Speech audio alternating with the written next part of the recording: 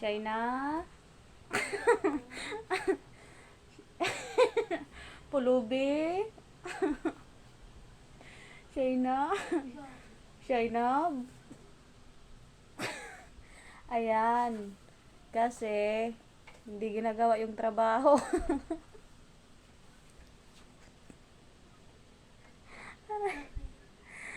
Magpunas ka doon. Pinapapunas ka ni ma'am.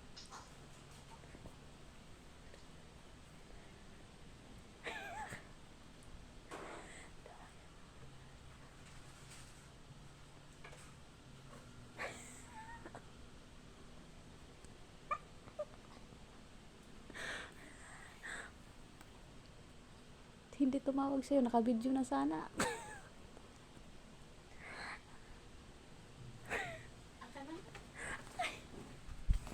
Ano? Iwan.